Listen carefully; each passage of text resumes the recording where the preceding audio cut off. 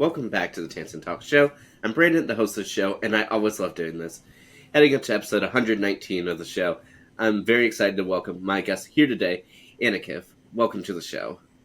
Thank you for having me. I'm super duper excited to talk about our topic today, and hope you're doing well. I am, and how are you doing? Can't complain over here. The weather's pretty nice, so I'm enjoying that. Enjoying the last week of school. I have no more finals. I'm going to have graduation on Sunday, so I'm looking forward to that, and then relaxing, most importantly.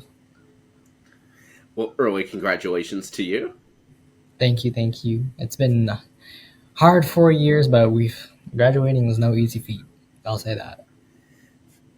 Oh, I definitely know that you have earned this moment, and I'm so excited to even just have a moment of time to speak with you. Yeah. Thank you for having me. I really do enjoy doing things like this and just helping out other fellow peers and students, like passion projects. It's something that I love to help out in any way I can, and just talking about media and contemporary media or topics about DEI or like the socioeconomic status of our world. It's just different things I kind of nerd out about. So thank you for having me. And I'm excited to talk about our topic today, or topics. I absolutely am as well. And so before we head into the topics, if you're able to go ahead and introduce yourself for the watching or listening audience here today. Okay, yeah, sure. My name is Aniketh Koneru. I am a senior public relations major at the University of Oklahoma. And then in the fall, I'm going to go be pursuing my master's at Northwestern University. And then should I talk about my title for PRSSA, I guess? Yeah, you sure can. Okay. So I am part of the International Committee for PRSSA. I am the incoming Vice President of BEDI, which is Belonging, Equity, Diversity, and Inclusion. Well, also congratulations on that. Thank you. Actually, it was my first time at a PRSSA event with other chapters. Ever. I've never gone to like a regional conference or anything like that. So this was the national, or I guess now it's International Leadership Assembly. That was my first time just interacting with other members from chapters all across the world now.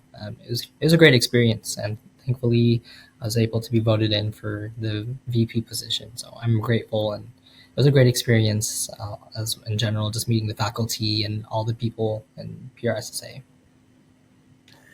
Well, I'm so glad that you were able to have that experience, especially for your first one with other chapters, that you're able to be elected to a now international vice president position for the organization. I mean, that's outstanding.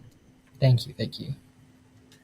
Yeah, and I think that perfectly lines in going into our topic. So I know, as you just said, that you are the incoming, and by the time this releases, the vice president of Belonging, Equity, Diversity, and Inclusion for PRSSA International Committee.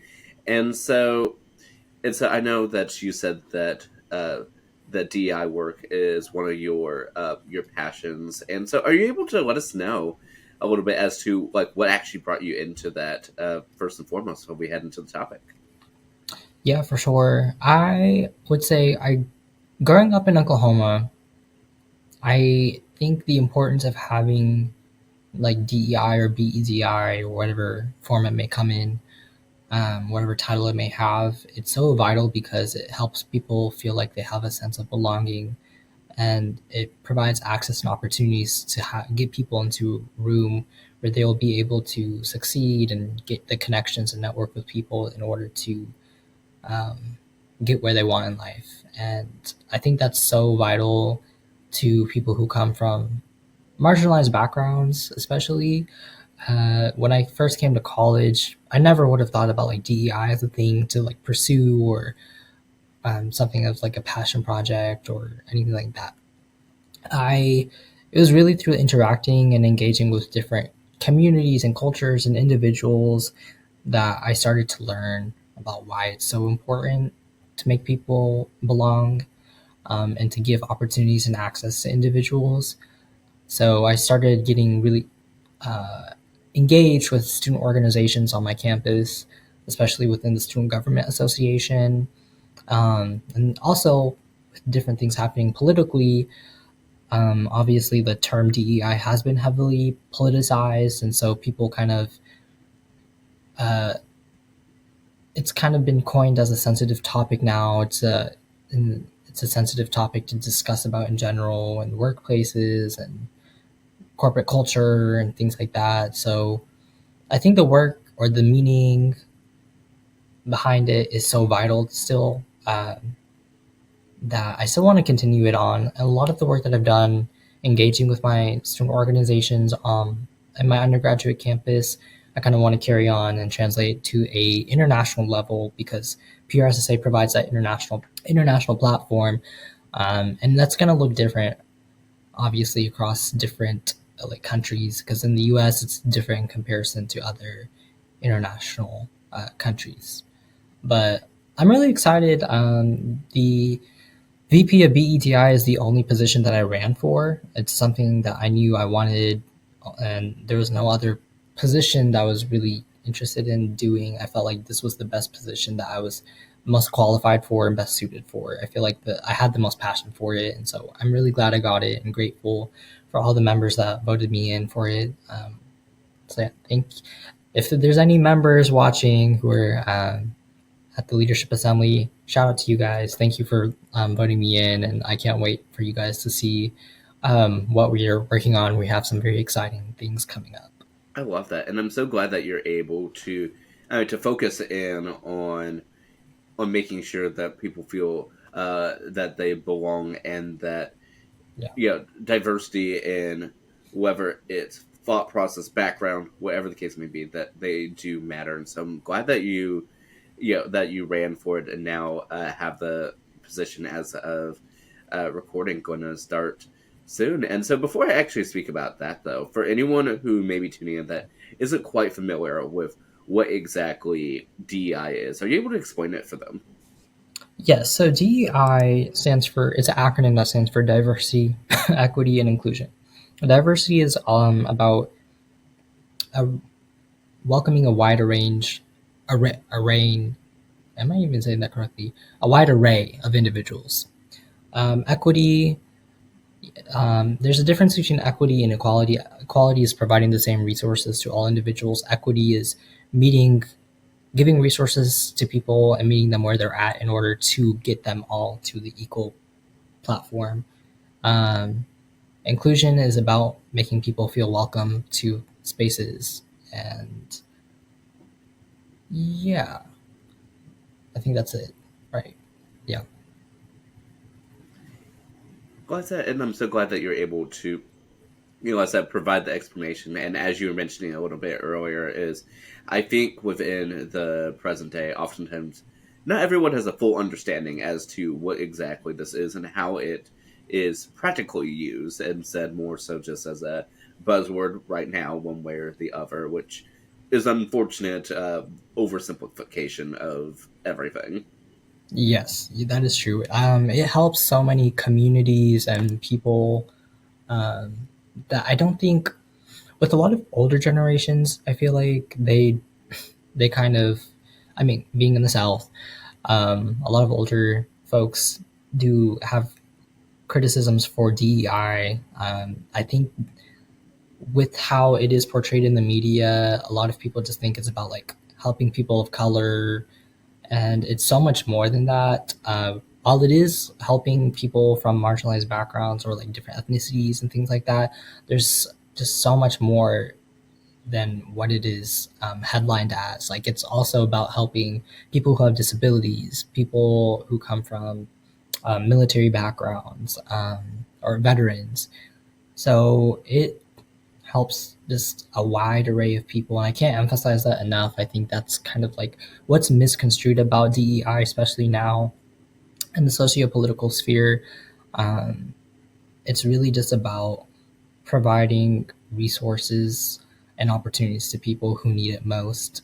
because historically people have not gotten those types of opportunities, or access to be able to succeed at the same level as some of their peers. I mean, I think that you just described that so perfectly, and I mean, because it's so true that even in in support of these of many measures that are implemented because of DI, is that do you believe that many of these articles and headlines sort of miss the point one way or the other? Yeah, for sure. I would say like I promised myself I would stop using like so much. I know it's like a Gen Z thing that like the people say like every other sentence or every literally every sentence. I need to work on that, but I think it's so important to just educate people more about what it is and where it came from. It's not something that just came from politics. It is something that was developed, I believe, in secondary higher education institutions in order to recognize the societal issues that we have. And I think it kind of also leads into where we're at as a society because we're starting to have those deep, hard conversations about different factors about what's wrong with our society and how can we make it more equitable. I feel like everyone would generally agree on the basis or purpose of what help DEI is about and helping people and individuals and organizations. I don't. I just feel like a lot of it is just it is because the meaning behind it has been so misconstrued with the news and politicalization. But part of my initiative or strategic initiatives and goals for the PRSSA platform is to educate people more about like DEI in the modern day and helping people really understand what it's about. Well, I'm so glad, Liz, that that is a part of your platform is to provide that educational background as to why these initiatives are here, why they matter, and even the evolution of them if needed to be able to match up with modern needs. Yeah, yeah, for sure. I think a lot of information gets disseminated faster because of social media. Um, the way different generations, I also think there's like a generational gap in the way that we consume information because like for older generations are usually going to be on Facebook, younger generations usually on Instagram, um, and TikTok. And so the way that we consume information is going to kind of be different because we are looking at different posts and we're looking at different graphics and short form videos and things like that. So um, I think there is like a generational divide in like what we consume, and so we have different beliefs and prejudices and practices just based off of the information that we actually get and how we consume contemporary media. Since you mentioned that you believe that there's definitely a generational gap in how we not just consume media but also care about issues, especially the importance of DEI work. And so, what would you say has typically been the Gen Z experience, especially like I think of both of us. Like, what would you say um, is the Gen Z response to GI and what's happening right now, one way or the other?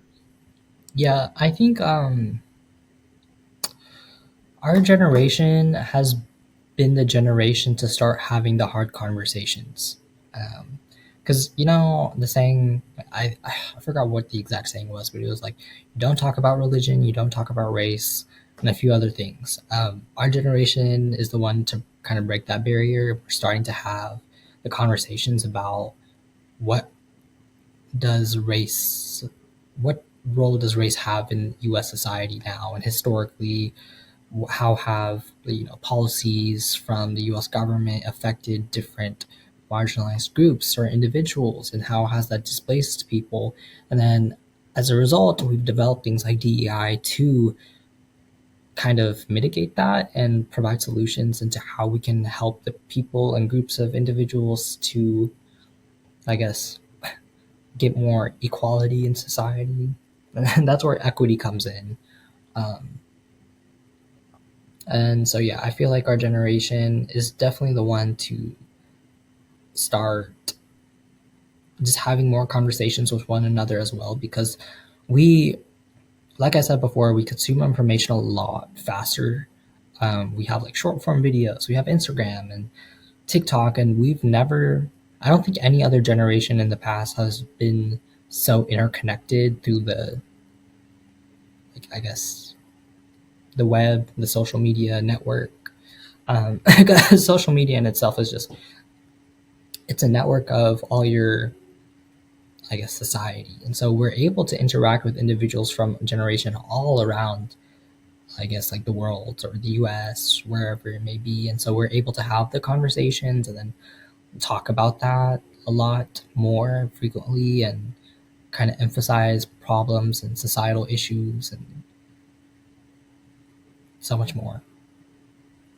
And would you say that even for companies or organizations that may try to market towards our generation, would you say that they would need to take a different approach in order to reach us? Because we definitely, I think, are in such a interesting spot, as we were speaking a little bit offline about as well, is that not only do we have this access to information, but we have access to it beginning very young. And so, do you think that changes the way that we even perceive the information? Yeah, for sure. I think we're a unique generation in that we grew up with technology as like a norm. Um, it's just become such a standardized part of our everyday lives. Like we're so used to being able to just pull up our phone and have cellular data or have Wi-Fi anywhere we go. And I think that definitely influenced how we as a generation act. Our behaviors, our psychology is so much more different compared to how other generations act. I feel like a lot of companies, older brands, kind of struggle in understanding Gen Z. We've seen it. And there's like different case studies that show that, like, when there's movies being promoted to Gen Z, a lot of them kind of come off as like cringy sometimes or forced. And I feel like that's like a big thing that companies need to realize, is that when you're marketing to Gen Z, it cannot feel like forced, that you're purposely trying to be funny. You just have to naturally be funny. Um, I feel like our generation also kind of embraces honesty and almost like misbehavior in a way, like doing things in the non-traditional way. Um, like it's okay to have different forms of media or communication compared to how things traditionally used to be, because like there used to be a lot of like printed media, like press releases. There would be um, news releases and press conferences and things like that. That's not really something that Gen Z, I guess, reacts to as well compared to other generations. I feel like because we're on social media and we interact so much with like celebrities and companies on those platforms, we're kind of more used to getting our forms of communication through social media. And that's kind of like in a different way that companies need to realize, like Gen Z communicates not through traditional forms of media anymore. We communicate through digital media a lot more in comparison to the older parts. And that's what's so important to understand about contemporary media, is like our generation reacts to celebrities who are making videos on like platforms, whether that be like an apology video or posting something on their Instagram or Twitter or X account. Um, our generation just reacts so much more differently compared to other generations, and it requires much more um, specific marketing approaches, I guess. Like our generation as a whole cannot, it's really hard to just, I guess, market to us as like one specific group of people, because we have like so many subcultures within our own generation. it's so difficult, and you have to make sure that everyone's kind of being accounted for. But it takes time and intention to be able to actually connect to Gen Z. I think it's hard. I think our generation is able to kind of see through brands because, like, at the end of the day, obviously the brands are marketing to us because they want to make money. And so we know this and we can see through it, because it's like we know at the end of the day their goal is to make profit, not to necessarily, I guess, engage with Gen Z in a way that provides entertainment in our lives or provides some type of benefit.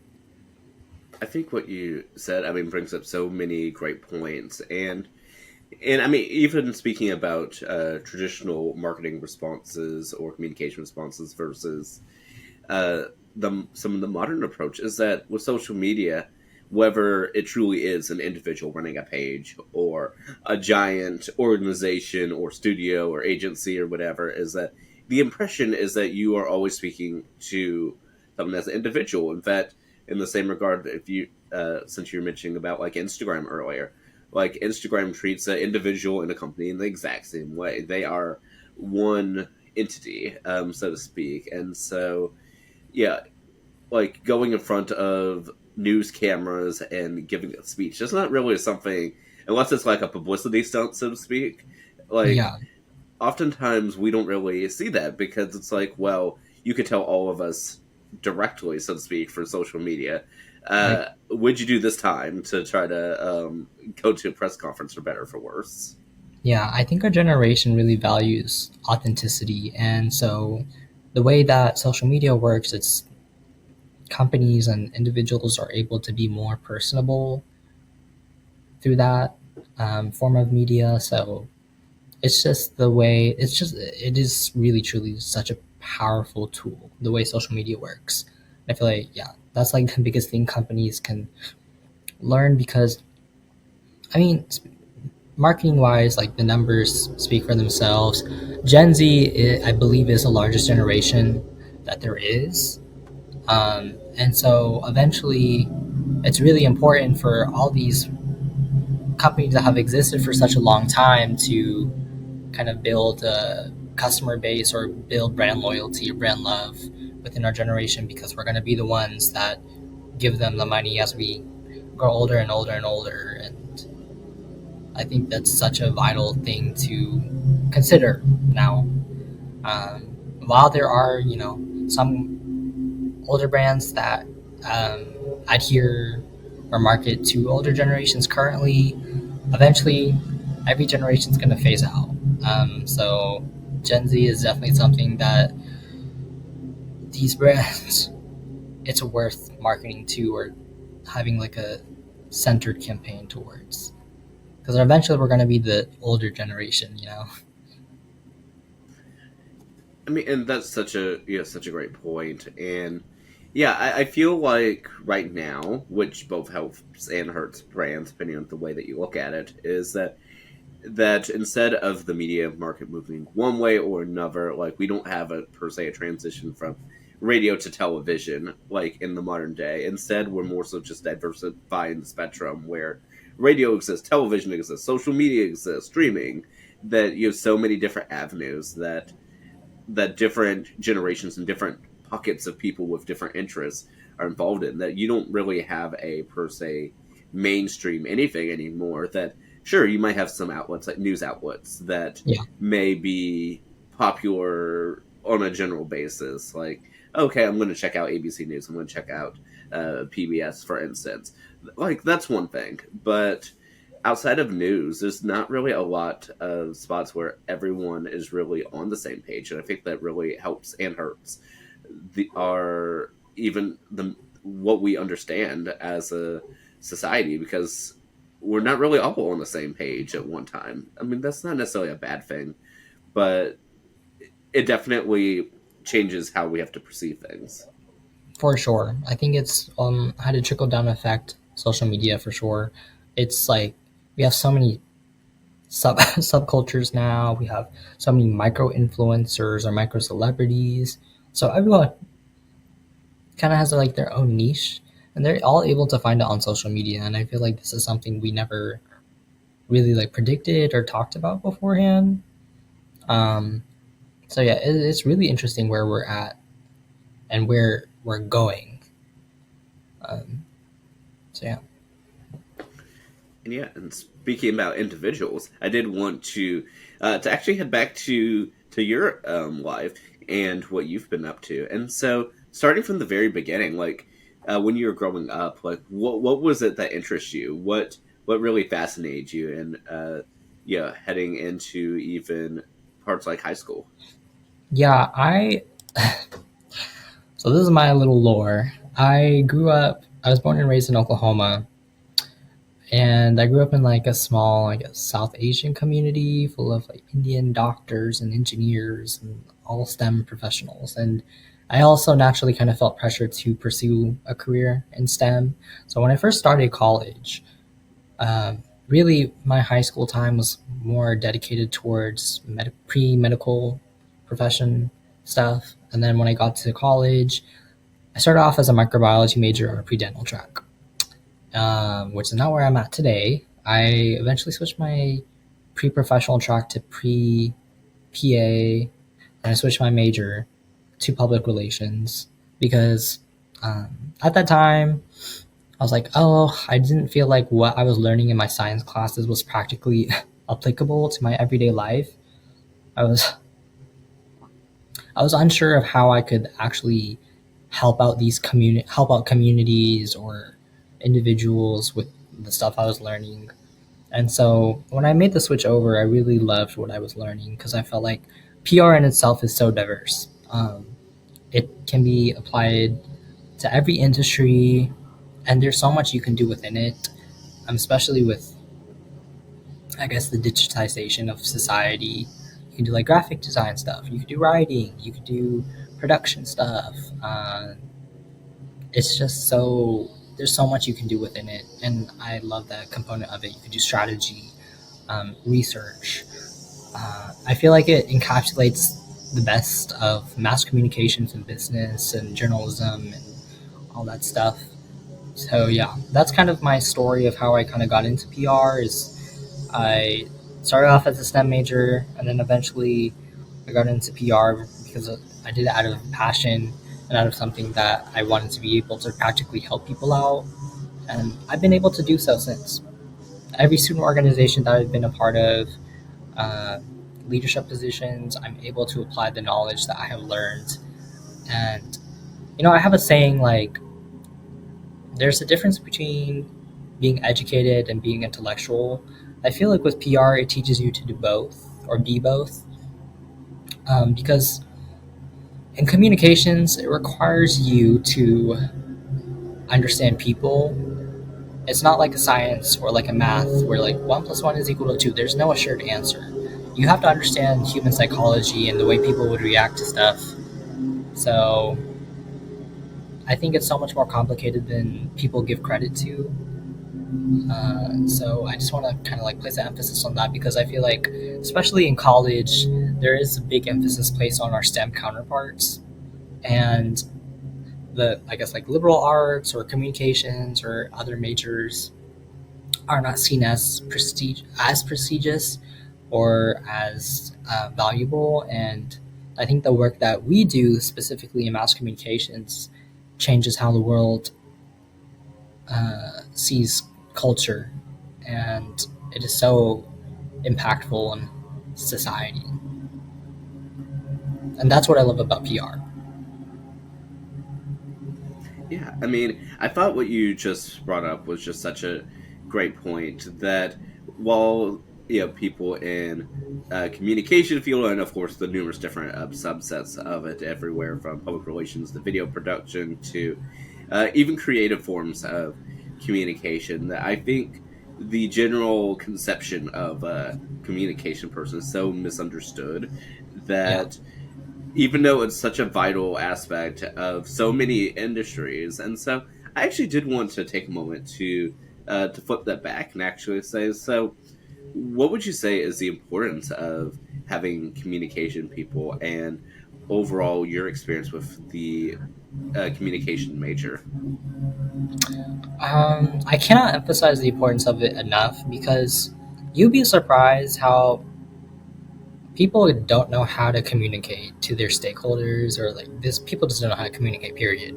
Whether that's in leadership, whether that's in campaigns, that's where communication people are so vital because they understand how people react to things, how culture is intertwined to business. Um, and I think that's something that you can't just learn necessarily. It's something that you just have to understand naturally. So it takes a small group of people who have that type of talent to make that impact. I wish our own industry had better PR, honestly, for ourselves, because obviously we're the ones who are pushing out campaigns and um, platforms for all these other professions. Even in STEM, we work in healthcare, we work in engineering, we work in computer science, math, technology. Well, I already said computer science, but yeah, we work into like so many industries and we emphasize their importance. Sometimes I feel like we almost forget about our own importance and emphasizing that to other people. And I feel like once we do that, we'll also have a better ROI, which is like return of interest, more money for our industry's pockets, more money for our people. Uh, Obviously, with our business counterparts like marketing, um, I think they have a better rap because it's seen as like a business function, and PR is almost kind of seen as like a side of a management function. It's kind of seen as like a something that's extendable or expendable. I think that's the term, right? Expendable. But yeah, um, that's kind of what I want to say about PR and mass communications in general. It's just we are so important, but people don't realize it. Absolutely. And I like that you also emphasize that even the distinction between like the communication field and marketing, where we oftentimes work hand in hand, and some people are cross trained in both. Some start at one, end up in the other. But I mean, even those two are different fields, and that communication typically works more on the message and even relationships, whereas marketing focuses more on like that promoting side and trying to showcase information. That's not the best description of that, but at Yeah, least yeah, I really love, like I said, the way that you were able to describe that. yeah. My parents were kind of confused. They don't understand what PR is, and so they asked me what exactly it is, and I was like, well, I'm still learning about it, so I'll get back with you with a better definition. But now that I'm about to graduate and kind of understand better about like what each specialty specialty's function is, I would say marketing is about selling a product. It's about the numbers. Advertising is about the promotion, and then PR is about the relationships. That's the best way I could describe it. Obviously, things are kind of getting a little blurred now with like digital era, and we're all kind of like merging into one thing now, like marketing communications. But I think that's the best way to just kind of like distinguish it. But that's coming from a novice who's about to enter the industry. So someone who's worked in the industry for some time may have a better explanation of that. So take it with a grain of salt. I nevertheless love that, and I mean, I think that's just such a great way to describe that. And so, when it was time for you to head into college, so I know that you mentioned, of course, that you'd start off as more of a microbiology, pre dental track, and even though the STEM field was not for you, at least in that method, how did you overall decide where you wanted to go to college? Did you opt to stay local or go to the other side of the state, or how was that for you? Um, I didn't really consider any other major whenever I was applying for colleges. I kind of was just like, oh, this is what my parents would be happy with. There's like financial security in this. So I was like, maybe I should do what's safe. But, and honestly, I didn't have any exposure to PR or communications or advertising or anything like that. Like, I would hear of like publicists or, a celebrity needs like a PR person or something like that. But I didn't understand like the true depth of it, what it entails. So whenever I was picking college at the time, I was looking for something that was close to home, but because I'm from Oklahoma City, and then University of Oklahoma is like 30, 45 minutes away. 30 minutes if we're speeding and there's no traffic. Um, but I don't do that um, for the most part. But yeah, I wanted to be able to have my own individual sense of self and kind of just like live my own life, but still be able to be close to home in case the emergency happens and just have like that support system so close to me. But for my master's, I feel like I've kind of just grown up enough to where I'm able to pursue something farther away and become, I guess, more independent. So that's why I'm going to Chicago. Are you excited for the move? Yeah, excited, nervous. Right now, the job market kind of sucks, not going to lie. We're almost in a recession, I guess. But, our generation, our class, my class, we graduated in the pandemic, and now we're graduating in a recession. So it's hard out here. We're not having it easy, but it's something to learn from, I guess. Like, being able to survive through hardships is part of our life. It's just part of life. So yeah, I'm in the process of like also applying for jobs and things like that. So, and I've also been able to see how different companies value DEI because I feel like almost every big company has some type of stance on DEI or has some DEI initiatives. So it's not just something that's seen in like academia; it's also in the corporate workplace as well. And would you say that for you personally, as you're looking through different places to apply to, or even when you were applying for places to continue your education, would you say that the different organizations' DI policies were major factors, or at least factors in some instance, whether major or minor, and where you would apply, whether for education or for employment? Yeah, I think every member of Gen Z wants to, if they're going to be an employee, at least work for a company that has good values. And I feel like showcasing DEI is something that shows like, okay, this is a workplace that is welcoming to different ideas, different backgrounds, and so I think and opportunities as well. So I think that's why a lot of companies have DEI stances. It's because they want to show like they have good values, they're a good company to work for, and they care about the people. I think that's like a big move right now in a lot of companies. It's just like showcasing they're not just about making profit. They're trying to showcase or move towards also being about being just good people or like being a good organization that cares about people, period.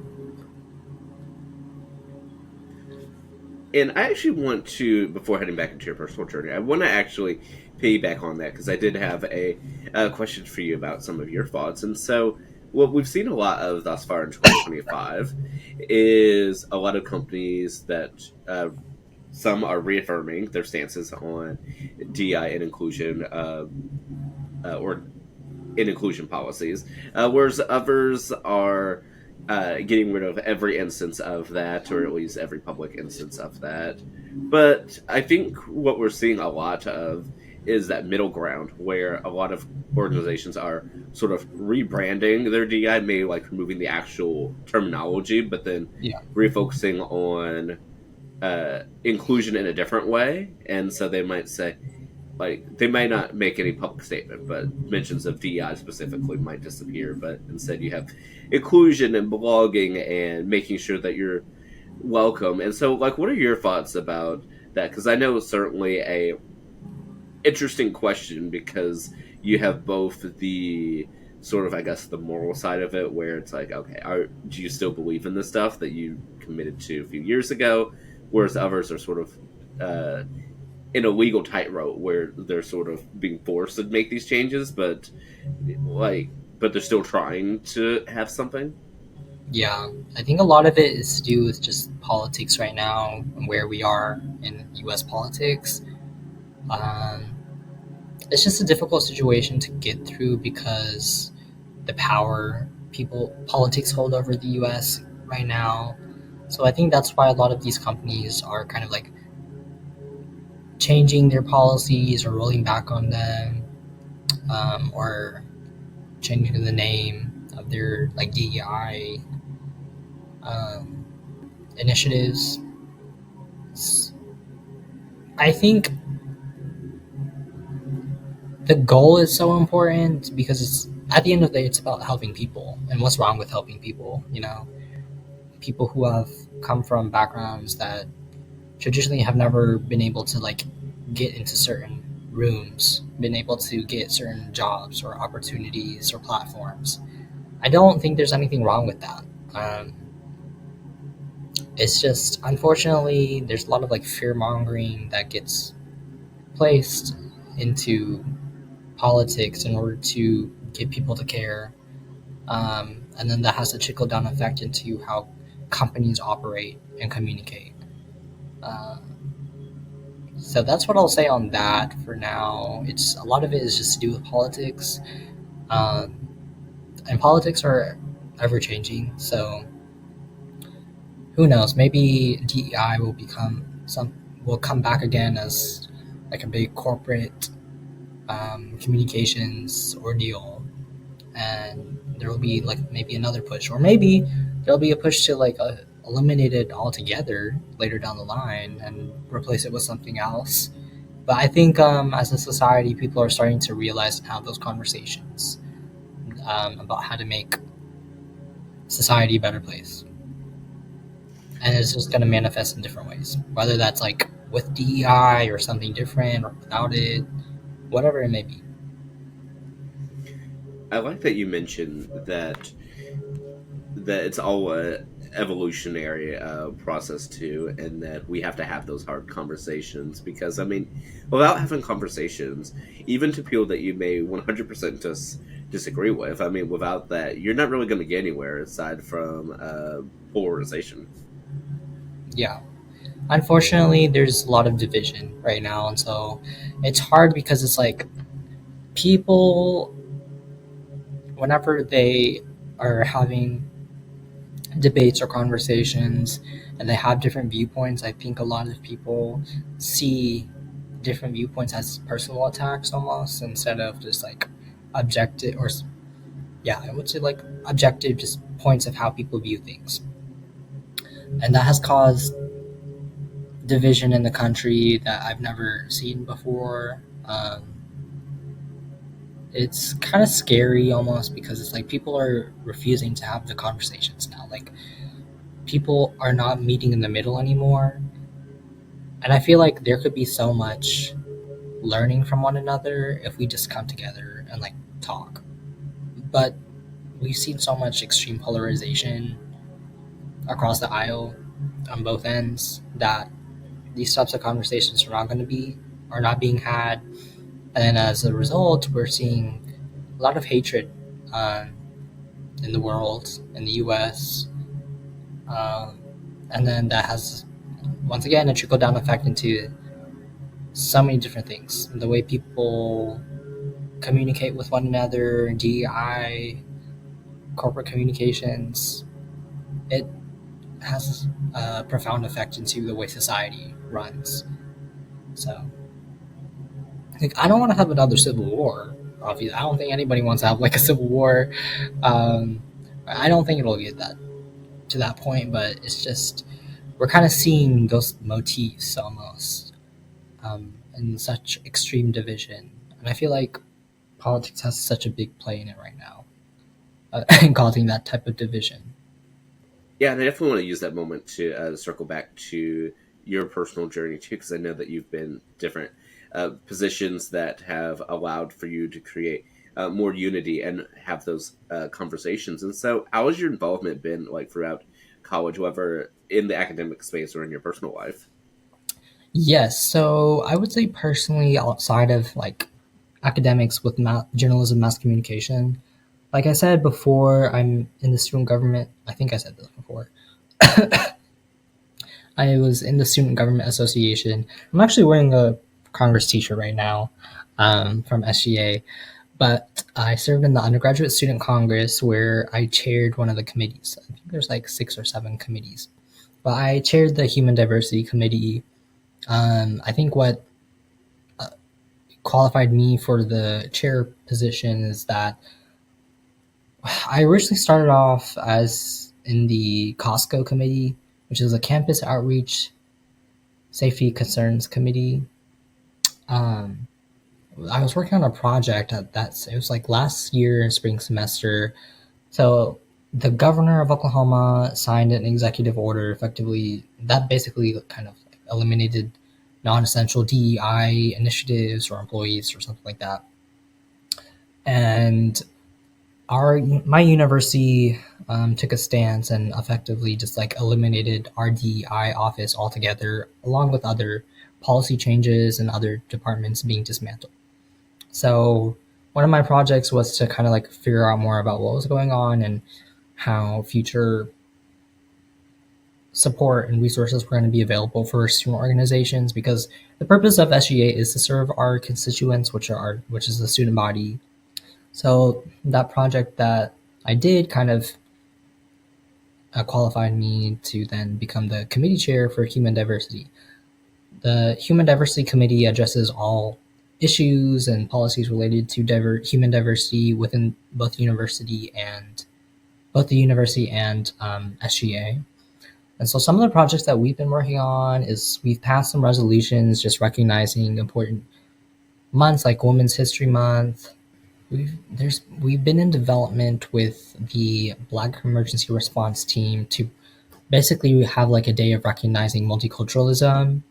Then there's like this one other bill that's about defining disabilities, because a lot of people don't know like about different disabilities and things like that. And so we have a bill kind of like defining that and helping people just understand more about like what the different disabilities are and things like that. And then we also are mainly like a project based committee. So last semester we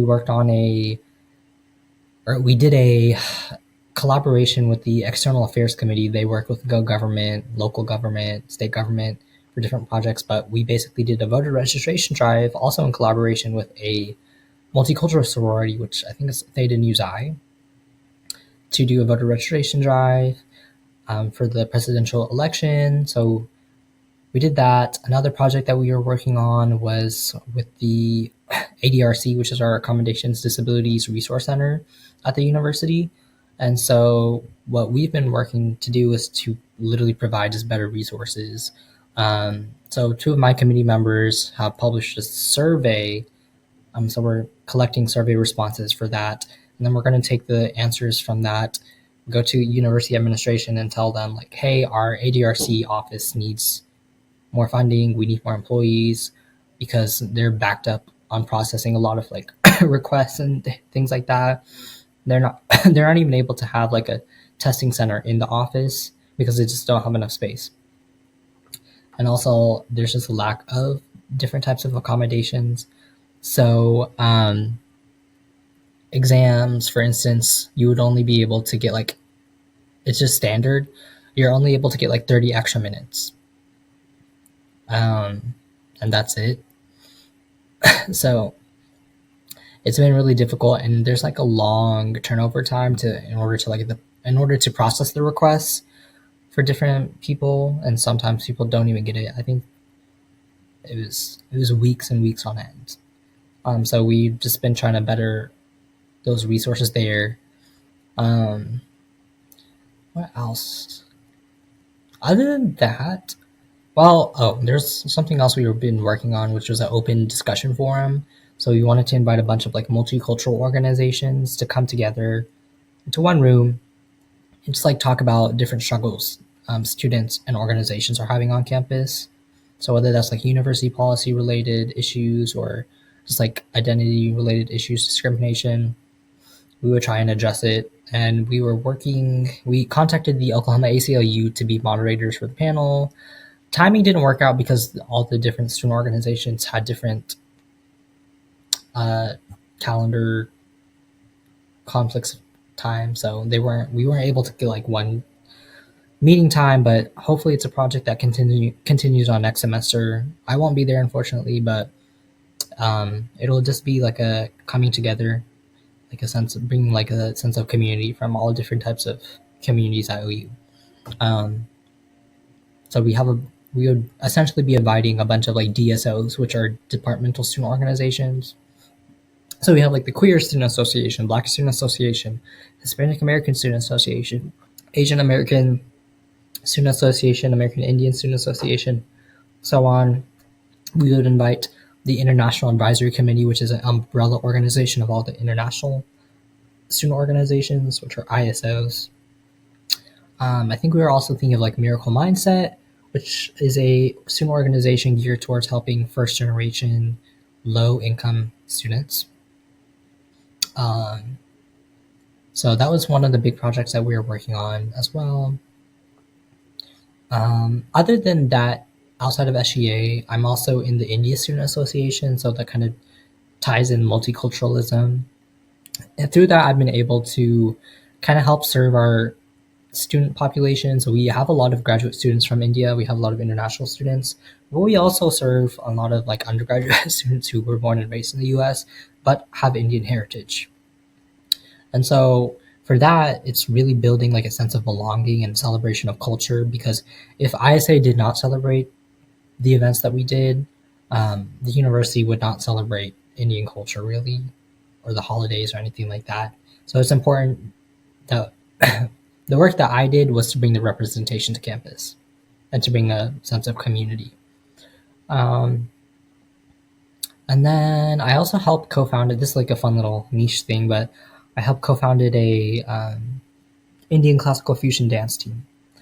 Um, and so that's kind of a way to manifest culture and represent my heritage and culture. Um, so we freshly started up at the university, and we've just been putting our name out there and just like starting something from the ground up, quite literally.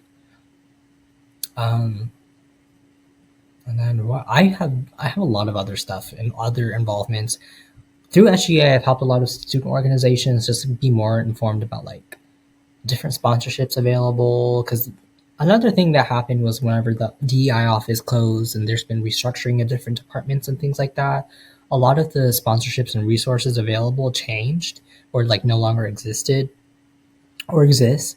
And so I've been trying to find like alternative options and solutions to student organizations and help them attain similar funding in order to put on their annual events that they usually have been able to do.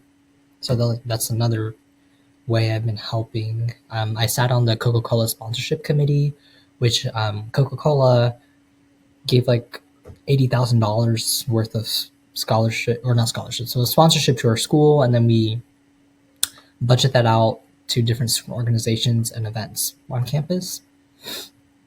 And then what else? There's quite a bit of stuff that I've done. I'm trying to remember. I guess I can talk about the academic stuff. So it doesn't really have much to do with like DEI, but it's just like my involvement. Right now, I'm an account lead in Lindsay Nass, which is my college's student-ran advertising PR firm.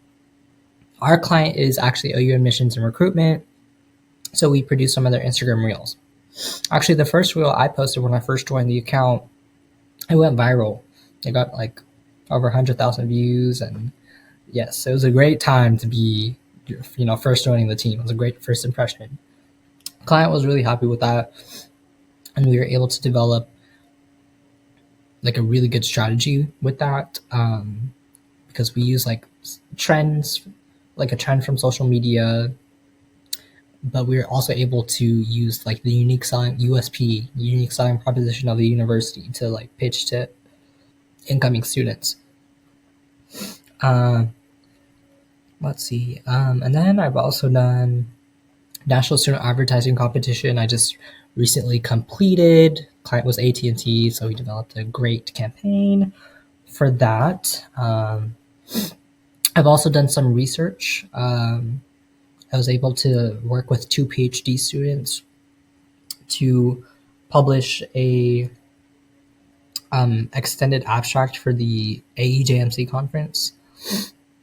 And then I was able to also, we submitted the extended abstract and they accepted it for presentation. So we were able to go present that. And I've been the, apparently, I didn't know this because at that time I'd like just transferred in from microbiology, and it's normal for a lot of science students to do undergraduate research. So when I transferred in, I was like, oh, let me do some research too. Apparently, it's kind of rare, in my college at least, for undergraduate students to do academic research. So I've been the only undergraduate student in living memory, at least, to have been able to publish research and present that research at the AAGMC conference. So I've been able to accomplish quite a number of initiatives and things like that. Also with PRSSA, um, I was involved in my local PRSSA chapter, and I was the DEI director for that. And then I was able to plan an event where I did a student discussion panel. Basically, there was a class during the summer that was a collaboration between journalism and PR students. And basically, they went to um, the Greenwood district in Tulsa, Oklahoma, to examine the Tulsa Race Massacre and how um, the community there has, the culture has been so resilient and stayed true to its nature and things like that. And then they also went to George Floyd Square in, I think, Minneapolis. And they've been also able to examine how trauma manifested in their local culture. And so then they were able to like compare and contrast like those two forms of trauma and like resiliency. Um, and it was sponsored by the Howard Scripps Foundation. So we were able to, that was like my big event that I contributed to my local PRSSA chapter. And then I ran for the international committee because it's just like a passion of mine. And I was like, oh, I'd love to do a lot of the work that I've been doing, but on a bigger platform. So it was the, I think we had a few OU students before on PRSSA national committee back when it was called the national committee. This year, that's they recently changed it to international committee. But yeah, I've just been making strides and also just trying to represent, because in my college, I think in my graduating class, I'm the only like student of Indian heritage to be in PR and graduate. So I am just like, I'm trying to represent and do a lot of things because I want to showcase like PR is not just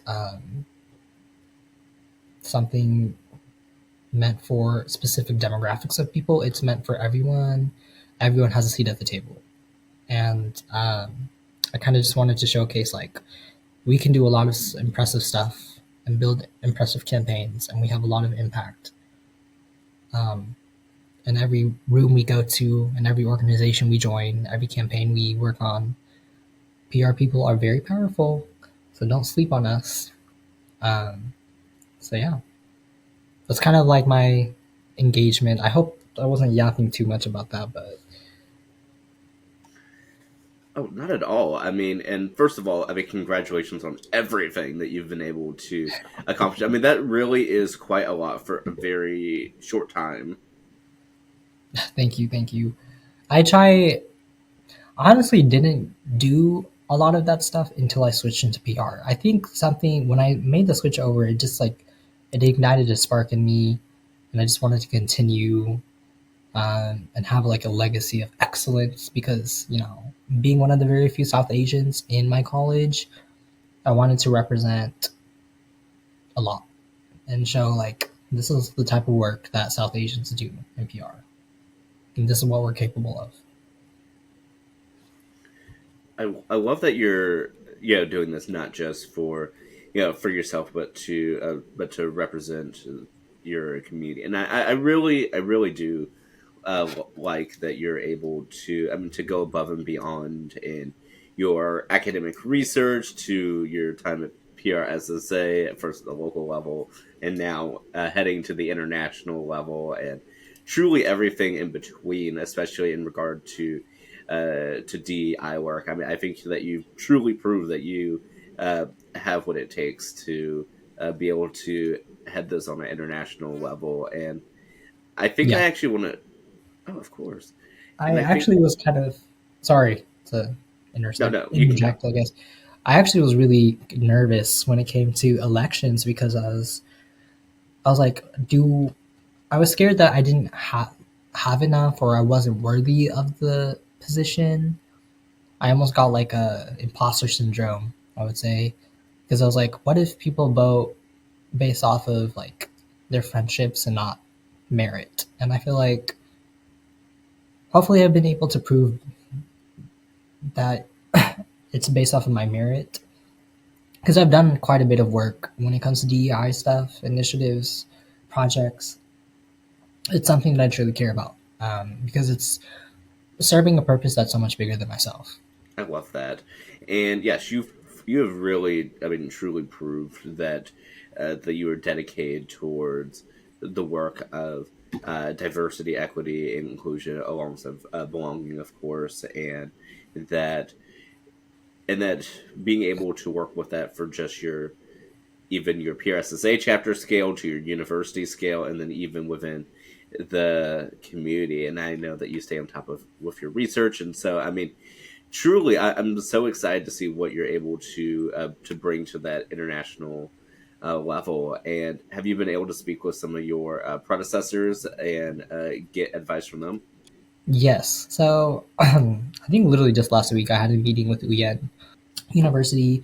Theo is the other prior VP of BEDI, but I've been able to look at the work that they've been doing, and so I have a lot of ideas that I pitched recently. I'm just getting my every VP has a plan of action that they get approved through the PRSSA president. So I sent that for approval. So hopefully I'll get feedback on that soon for my strategic initiatives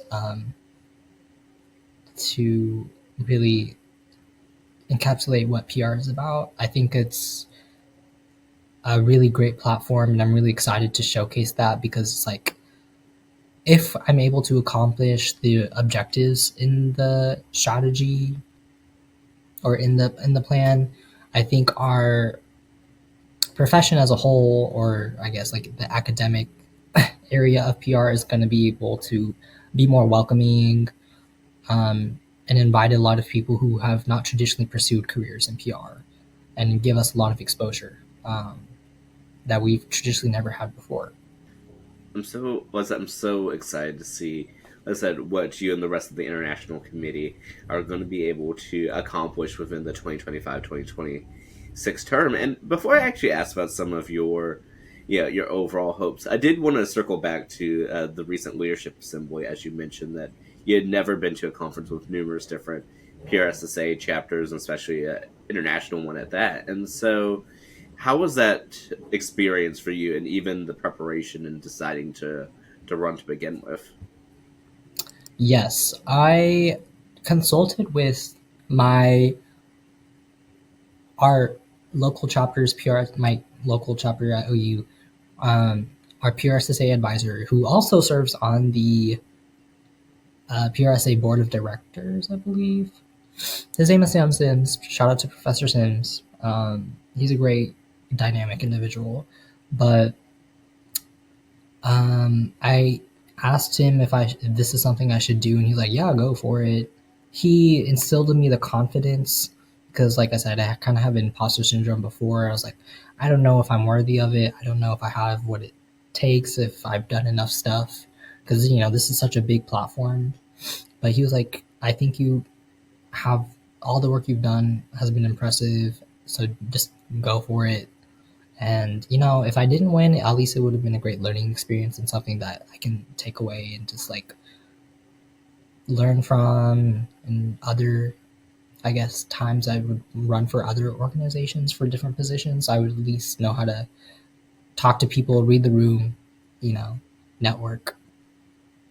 Um, so yeah, and then when I got to the National Assembly, International Assembly, I guess, I didn't know anyone. Like I literally knew zero people because, like I said, this was my first time going to a PRSSA event with other PRSSA chapters. Nonetheless, from all around the world, well, Latin American countries and the U.S. But I was kind of like, I was really, really nervous. I was like, oh my gosh, hopefully they don't think I'm weird or like neat. I don't know. I was just really, really nervous. And by the time my election rounds came, I was like, okay, I feel like a lot of people are kind of exhausted because it's a long session whenever we do voting. And there's so many VP positions. So I was like, how can I be different? How can I add intentionality, but also bring some entertainment to the room? I feel like that's kind of what we needed. And so I tried to be funny in my responses. I feel like that helped a lot because at the end of the day, like we're all students, and I think it's okay to be humorous sometimes, appropriately, obviously, but you have to find a fine balance. I think the way I was able to strategically win my position was like I was passionate about the topic, but I don't know if the people knew that. So whenever I talked about my when I gave my responses, I made sure to like talk about my passion projects and things that I've done in the past to showcase like this is something I truly care about. I'm not doing this just for my resume. I have a proven track record of doing all these initiatives because this is something that I do. And even though I knew I was passionate about it, I just needed to make sure the people in the room knew that too. And I tried to do it in a funny way, as to tie it in. And I feel like people like someone who is comedic. But obviously, when you're voting in for like a leadership position like that, you also have to showcase you're serious and you have what it takes as well. And so I tried to find the balance, best of both worlds. And then here we are. I love that, and I'm glad that you were able to, yeah, to be yourself, but then also be able to, I mean, truly embrace being a PR person, being able to figure out how to most strategically deliver your message, and Yeah. I mean, it succeeded, and here you are. Yeah. I'm grateful, honestly, for everyone who voted me in. Um, and it's not something that's easily done. Going up in front of chapters from all around the country and international countries, it is not easy. And I was the only chapter representative for my college to go as well. So I literally did not know a single soul. But I came out of that leadership assembly with so many amazing connections, um, and new Instagram followers and friends and LinkedIn connections. Um, and so I am so grateful that I got to do that because everyone there truly has a place there and they bring something unique. And I feel like that's what's so special about PRSSA is like, oh my gosh, there's so many cultures being represented here, so many backgrounds, and I get to learn from everybody about their unique perspectives, what they're looking for, what they want to see, and just being like making fun conversations, having fun conversations, doing fun things. I think that's what's really important, and I'm really excited for the Icon conference coming up to reunite with all my friends and newly made friends and all the PRSSA people and PRSA individuals as well. Yeah, I mean that is going to be so exciting, like I said, for you. I'm sure when you're able to attend Icon, especially since that would be your first Icon, I believe. Yep, yep. It'll be my first, I guess it'll be my second opportunity to go to a event where there are other PRSSA chapters, but on top of that, there's going to be a bunch of PRSA um, professionals. So it's going to be a great opportunity. I hope. I'm really excited just to network, meet new people, um, and learn. I think that's like I'm just like a big nerd. I want to learn so much and take away from the world. So I'm really excited about the Icon conference and about all the speaker panels and all the companies that are coming. And also, it's in DC, and so I was like, oh, this is gonna be so fun. I hope to reunite with all my fellow PRSA members and yeah, enjoy that experience. Have more great memory, create better, not better, create more memories, and um, bring what I can to the table or to the conference, I guess. So that is just so exciting. And have you been to Washington D.C. before? Yes, I think it was like last December 2023. I think I went to the Capitol and we had visited the national park. I think the Smithsonian Museum, and I'm trying to think what else. But yeah, I went to DC and I really liked the build, like the architecture of all the buildings. It felt very like regal. Um, Almost honestly, it like low key reminded me of the Hunger Games capital, which obviously it doesn't act like that, but I just like the building architecture. I just felt like it was such a beautiful place. Like all the buildings and flowers and trees. It felt so historic and monumental being there too. I was like, oh my gosh, I feel like I'm in such an important, like you could feel you were in such an important place. I remember also going to the Lincoln Memorial, and that was like it was a big statue. Um, and then I'm trying to remember what other places I went to in DC, but like I remember stopping by a food truck outside the Smithsonian Museum, and my mom wanted a milkshake. She didn't even check for the price. It was $15 for a milkshake that was this big, like maybe a medium size at best. And it wasn't even ice cream. It was literally just milk mixed with crushed Oreos. I was so pissed off about that. I was like, this is so, oh my, I cannot believe we paid $15 for this. What a ridiculous expense. But, you know, for the memories, for the plot. Yeah, I love that, and I think that and it goes to a bigger thing too is that oftentimes these experiences that we have they make such great memories, and that we're gonna remember them forever. Yeah. Yeah, and was that, and before we was that begin wrapping up because I know we've been discussing for a while, but I've loved our conversation and Yes, everything. thank you. Yeah, I appreciate it. All the questions. Thank you. Genuinely. I appreciate talking to you. So. Yeah, I appreciate this conversation as well. And I did actually just at least want to take a minute too and just ask, so since your graduation is just a few days away, what are you most excited about for graduation time and then heading into your graduate program? Yes, I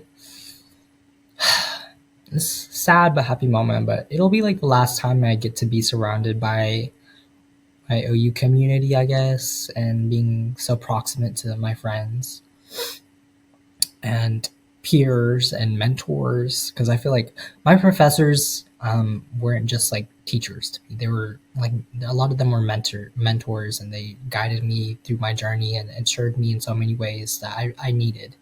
And I felt like they helped me build a sense of belonging at my college because I was one of the few South Asian individuals in communications at my college. Um, so I think it will be a sad but happy moment because it's just like a celebration of everything my entire class has achieved, and we all get to be together and just celebrate finishing college. It's no easy feat. I'm doing this for 4 years, all these exams and projects and pitches, all the work we've done. It's hard. And then what excites me most about my master's program is first I get to move to a big city, which I was born and raised in Oklahoma, so I've always lived here, and so it'll be like my first time being able to experience, I guess, big city life. So I'm excited to see what that entails. Um, I want to have more just life experiences, make more friends, network more, make new connections, and get more opportunities and learn. That's really what I'm excited about. My the specific program that I'm doing at Northwestern, which Northwestern itself is it's a really good school, and they have a great communications program, great professors. They all do like top tier academic research. A lot of them come from so many different backgrounds in the media space. Um, so I'm super duper excited to learn from all the different types of professors and their backgrounds. Some also, I think like one of them teaches at like the law school as well. One teacher or one professor was like a journalist who was on TV. Some are like producers. Some people come from traditional like PR backgrounds or ad backgrounds. Some people come from the academic world. So it's just like a great encapsulation of so many different types of professors from so many different backgrounds. And I feel like I'm able to learn more technical skills that I'll be able to apply to my everyday life. And also, it'll be the first time I'm working like full time, I guess, because my classes, the way it's structured is like classes are on Saturdays. So um, it'll be a great time, hopefully.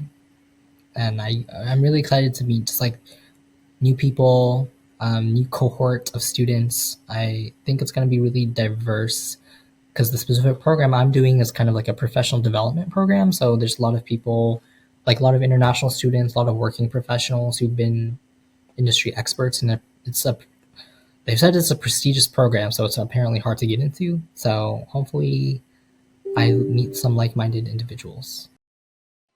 Well, I'm certainly very excited for you, and yeah, definitely keep me posted with all of the amazing stuff that you have both now and in the future. Yes, for sure. Right now in PRSSA, we're working on Pride Month posts and then Juneteenth posts. So watch out for those. And yeah, I'm really excited about future efforts for PRSSA. As we are expanding globally and stuff, I was just talking to the president a few weeks ago about our strategic initiatives for our globalization efforts and things like that. So it's a really exciting time. I think our organization is growing to something huge, and uh, it's going to expand so much bigger than just like the US. I'm so glad, and I'm so excited to see what's at those posts coming up Yeah, for what's be on the yeah. lookout. It's going to be exciting. I'm so excited, and I believe your official start date is June 1st, if I remember correctly. Yes, I'm just waiting for my platform to be accepted, get some feedback on that, and then make some changes if needed, and then yeah, the rest will be history. And you will see greatness be achieved by this international committee. I'm so excited to see that, and definitely will be into it a little bit when this releases. And speaking of which, do you have a message for your future self watching this in about a month? Ooh, I know things are really stressful right now with graduation and finding a job and moving to a big city and starting new school and life and all that stuff. But I think you'll be good. Um, you have a solid support system, and there's a lot of people. Just remind yourself there's a lot of people here that support you. I love that. And yeah, and are there any questions for me before we begin closing out this conversation? I mean, how did you get started with, I guess, the podcasts, and what's your background getting into this? What's your passion for starting this? Oh, that's a great question. And yeah, and I think for those who've been tuning in for a little bit, I've seen my various different answers to this kind of question, but I'm actually going to change it up this time. Uh, Okay. so, so yeah, so the short version of the story as to how I originally got started with content creation. I've always had a desire to help out others in any way I can. I started off with YouTube doing tech stuff like reviewing phones, for instance, and then heading into podcasts, blogs, and attempting with short form content. Although much more of a fan of long form content, as you can probably tell. But nevertheless, though, I would say that in shifting to a podcast format and a conversational one at that, I really wanted the human experience with it. And so something I haven't really, I think, publicly mentioned per se before is that heading into early 2020, I wanted to do something different with my content. I had done a lot of, like I said, tech reviews and blogs and this and that, but over time it felt more professional and not personal. And I wanted to be able to showcase my personality a little bit more and to, I feel, have conversations that really matter. And so in the early 2020, I was like, you know what? I want to, going into May of 2020, I want to start making content that really focuses on us going out, communicating with others, and trying new things. And so I started my regular podcasting, I suppose, in early 2020, and I was like, okay, March 13th, I'm going to go ahead and start recording some videos for this new series. And then, sure enough, after a few hours of recording, I get a phone call saying everything shut down for a pandemic. And it's like, oh, fun. Well, all of this content is useless now. Yeah. Um, but but I had never lost that feeling of wanting to make content that could really spark conversations and promote getting out there and meeting others. And it didn't hit me until just a few months ago. I was thinking, Yeah. my podcast did just that. Like, I was able to have these conversations. I've spoken to well over 100 guests Wow. and had conversations that it really is remarkable. I mean, I've been doing almost weekly releases, in some extent or another, with occasional small breaks since late 2020. And so to think about it now and midway through, give or take, 2025, it's really interesting to see like the evolution of that one idea, that one concept. And Mhm. so sometimes I feel like those little small sparks that you have can really impact and change your trajectory. I love that. I love like hearing about different people's like passion projects and where that sparks from. So that's amazing. How can people, I guess, support the podcast more, or just help grow it? I guess. Yeah, I think that's certainly a great question. So I'd say that the easy part, I think, is tuning into the to the content, leaving comments, and subscribing to the channel. I think are the immediate ways that you're able to definitely help out. And it's not just for my content, but it's also to be able to hear the stories of the so many individuals that I've had on the podcast, and even those who have returned back and able to continue on their story.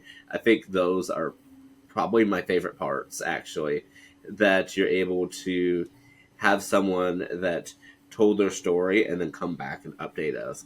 It might be that, oh yeah, that initiative I spoke about, Hmm. it's going great. Or, hey, guess what? Our last conversation, it was great and all, but this is now my more genuine self. And I mean, it's so interesting to see sort of the variations of that. But I'd say that's the immediate thing that you can do. And I love seeing comments, especially those supporting the guest. But I'd say to take it a step further is to share it out, recommend people that you'd like to see on the podcast, and keep the conversations going, because I think it's so important for us to have community, and so in whatever way that we can do to help spread that community, I think the more the better.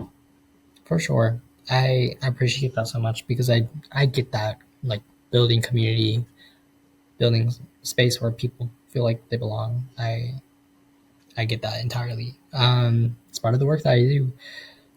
So thank you for, I guess, reaching out to me and letting me yap for such a long time, to the point of where my laptop literally died because I ran out of power. But I appreciate your time and letting me, I guess, talk about these really important topics. And I'll definitely update you on, I guess, like the ongoing PRSSA platform stuff. So yeah, if you guys, oh wait, should I do like a little shout out for my Instagram, Oh, absolutely. TikTok? Okay, so if you guys want to follow me, my Instagram handle is at anikko.s.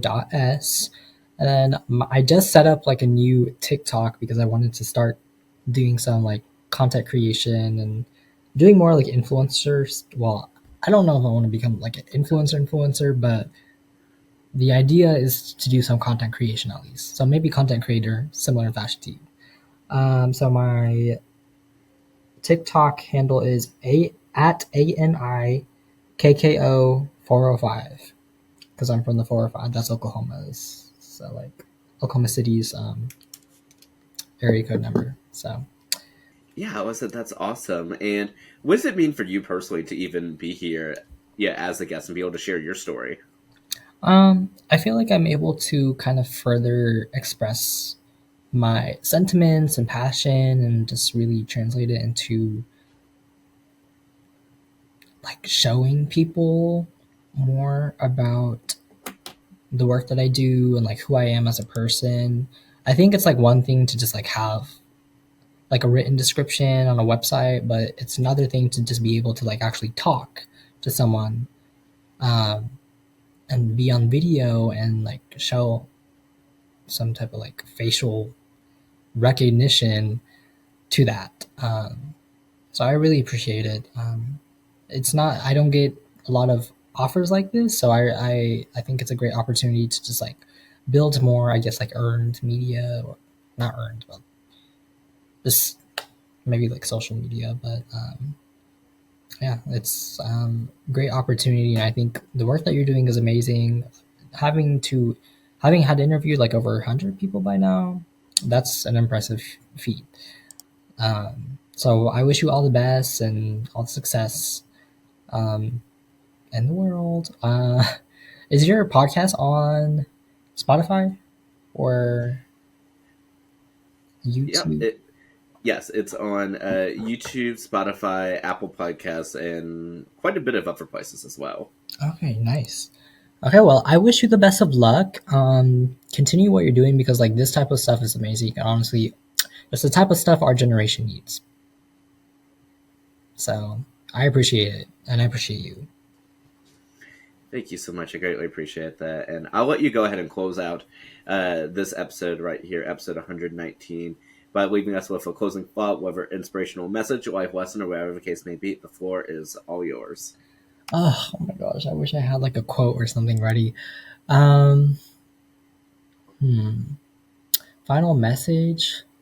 I would say never underestimate the power of PR. It has the capacity to change culture, consumerism, and the world around us. So I guess that's my little final last words. But yeah. I love that. For those tuning in, thank you so much as always for tuning in. I greatly appreciate it, and we'll see you in the next one. Have a great day.